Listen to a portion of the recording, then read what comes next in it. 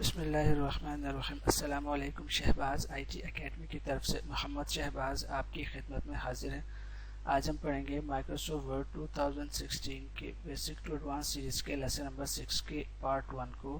इस लेसन में हम देखेंगे एडिटिंग कीज़ को जिनको हम टेक्स्ट की एडिटिंग में इस्तेमाल करते हैं।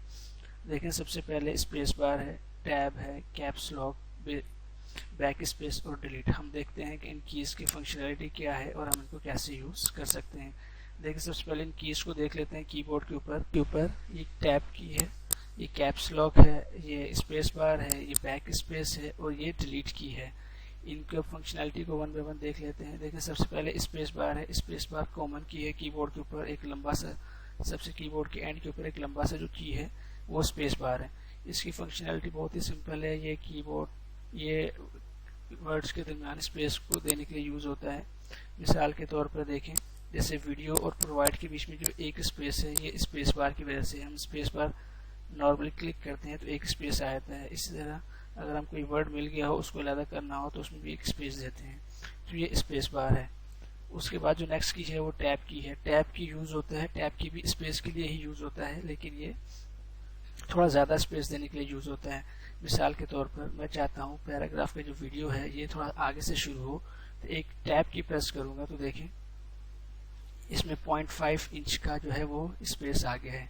इसका यूज़ टैब की का फ़ायदेमंद तब होता है जब आप कोई ऐसा काम कर रहे हो जिसको आप टेबल की शक्ल में टेबुलर फॉर्म में कर रहे हो। मिसाल के तौर पर मैं कहता हूँ सीरियल नंबर, उसके आगे नेम है, उसके आगे क्लास है। अगर मैं इसी सीक्वेंस में चाहता हूँ कि जो मेरे नेक्स्ट इसके वर्ड्स हैं वो इसी के नीचे आए, इसी सीक्वेंस से, तो हम क्या करते हैं, अब टैब्स का की यूज़ करते हैं। देखिए, जैसे ही टैब की यूज़ करते हैं हर की एग्जैक्टली उसी के नीचे, अपने से पहले से ऊपर वाले के नीचे ही आता है। जैसे फर्स्ट करें, यहाँ लिखता हूँ, इस क्लास लिख देता हूँ 2। इसी तरह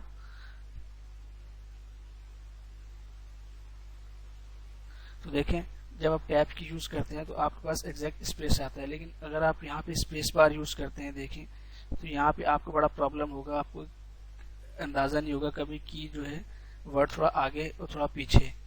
तो इस वजह से जब आप टेबुलर फॉर्म में यूज़ करना चाहें तो आप टैब की को यूज़ करें। देखें, टैब की यूज़ करते हैं तो एग्जैक्टली वर्ड के नीचे वर्ड आता है। अगर हम स्पेस की को यूज़ करते हैं तो देखिए या थोड़ा आगे हो जाता है या थोड़ा सा पीछे हो जाता है। तो अगर आप इस तरह काम कर रहे हैं जहाँ पे आपको इस तरह डाटा को अपने मैनेज करना है तो वहाँ पे टैब की को यूज़ कीजिए। इसी तरह उसके बाद है कैप्स लॉक। देखिए, कैप्स लॉक की जो है वो अल्फ़ाबेट्स स्मॉल और कैपिटल लिखने के लिए यूज़ होता है। देखिए, नॉर्मल हमारा कैप्स लॉक ऑफ होता है और कैप्स लॉक की जो है ये यहाँ पे, ये कैप्स लॉक की है जब हम इसको नॉर्मली ऑफ होता है। इसकी यहाँ पे लाइट है, ये भी ऑफ होती है। जब आप कैप्स लॉक एक बार प्रेस करते हैं तो यहाँ पे इसकी लाइट ऑन हो जाती है। जब ये ऑन होगा तो ये कैपिटल लेटर्स में लिखेगा और जब ये ऑफ होगा तो स्मॉल लेटर्स में। अब यहाँ पे इसको देख लेते हैं। फर्स्ट करें मैं यहाँ पे कुछ लिखना चाहता हूँ, अब मेरा कैप्स लॉक ऑफ है तो देखिए नॉर्मल में ये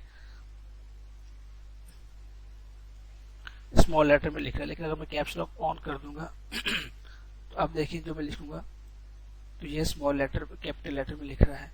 तो जब आप कैपिटल लेटर में फ्रीक्वेंटली कंटिन्यूसली लिखना चाहते हैं सिर्फ कैपिटल लेटर से, तो आप इसको कैप्स लॉक को ऑन करके लिख सकते हैं। तो ये कैप्स लॉक का फंक्शन है। उसके बाद देखिए आगे है बैक स्पेस। देखिए, बैक स्पेस डाटा को इरेज करने के लिए यूज होता है, लेकिन इसमें अमूमन स्टूडेंट्स को कंफ्यूजन होती है कि बैक स्पेस कैसे मिटाता है। देखिए, इसका फंक्शन अमूमन जो इसका बेसिक फंक्शनैलिटी है ये आपका कर्सर है। देखिए, जो ब्लिंक कर रहा है ये कर्सर है। जो ब्लिंक कर रहा है वे के शुरू में ये आपका कर्सर है। अब बैक स्पेस यूज होता है कर्सर से बैक साइड को मिटाने के लिए। देखें, कर्सर के बैक पे लिखा हुआ है पावरफुल। अगर मैं इसको बैक से मिटाना चाहता हूँ तो देखिए मैं अपने कीबोर्ड से बैक स्पेस प्रेस करूंगा तो देखिए पावरफुल मिटता जा रहा है। तो ये बैक स्पेस की मेन फंक्शनैलिटी है कि ये इरेज करता है, लेकिन कर्सर के बैक साइड से।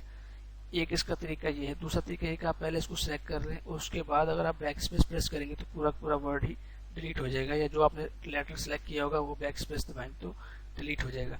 तो जो बैक स्पेस की जो मेन फंक्शनैलिटी है वो कर्सर से बैक साइड पे मिटाता है। देखें, ये कर्सर है और उसके बैक साइड पे ए लिखा हुआ है। अगर मुझे ए मिटाना है तो मैं बजाय इसके कि मैं अपने माउस से इसको सिलेक्ट करूं तो फिर मिटाऊं, मैं कर्सर मेरा यहीं पे मौजूद है, मैं बैक स्पेस नॉर्मल प्रेस कर दूंगा तो ये मिट जाएगा।